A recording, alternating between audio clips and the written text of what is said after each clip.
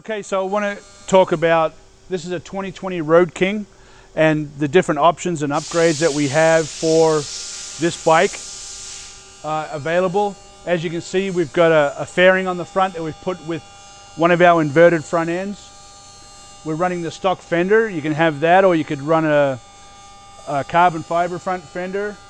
We've machined the primary to run mid-controls through the primary. This is one of our shift arms that we're just going to bolt on. That's available. We're also taking the stock Road King gauge and we're switching it out for a Road Glide gauge, and we're actually going to install a Road Glide gauge up onto the risers here with a wiring harness that we've developed with Gorilla cables to go ahead and run that up there so your gauges are in your line of sight. Basically, we've taken a stock Road King. We've put 14-inch shocks on the back, 13 Öhlins with a 1-inch extension that we make. We've put our rear crash bars on to protect the bike. We've put the mid-controls on it.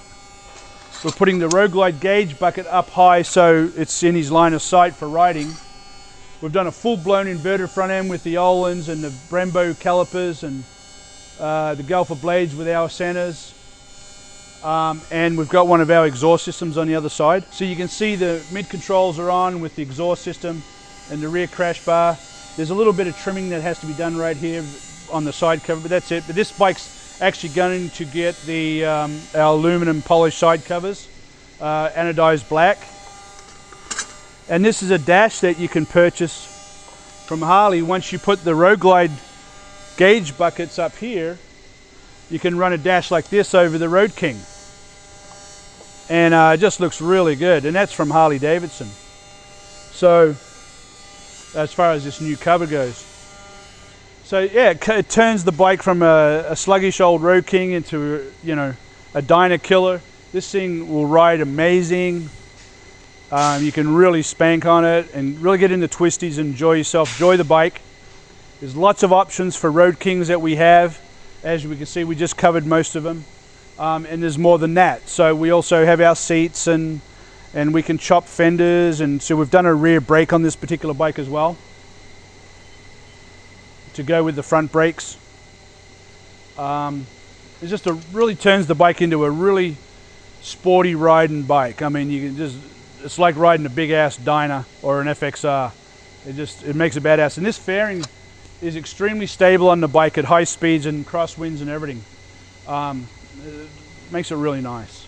Yeah, it's so badass. All right, so you might want to ask yourself, why do we do this stuff? Like, really, why do we put inverted front ends in? Why do we change the handlebars out to this type of bar with risers? And why do we put mid controls on? Why do we do all this stuff? Well, the simple answer is this.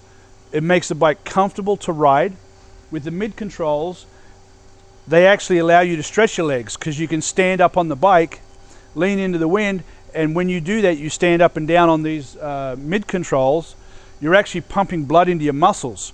Whereas when you're sitting on your backside and you've got your feet up on floorboards, you can't lift yourself off the seat very well, and it makes it really difficult. And it's very, you know, your legs get cramped, and it's just not, it's not optimal for long distance riding or riding in a very aggressive way. So the mid controls accomplish two things. One, you can ride aggressively because it puts your feet underneath you and you can lean into the bike using your body weight and your shoulders and your upper body. Number two, it allows you to stand up to get pump blood into your muscles so you don't get fatigued. So that covers the mid controls.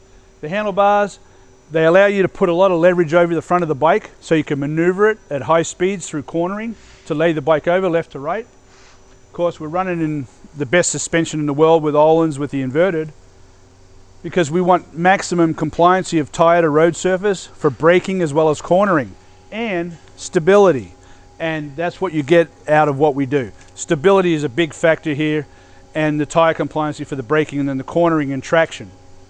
And that's why we put on these shocks. That's why we lift the bike for ground clearance so the bike can actually go around corners. Because let's face it, guys, the stock bike ground clearance, it's non-existent. A beginner can go around corner and start scraping floorboards on a stock bike. So this is some of the reasons and why we do what we do.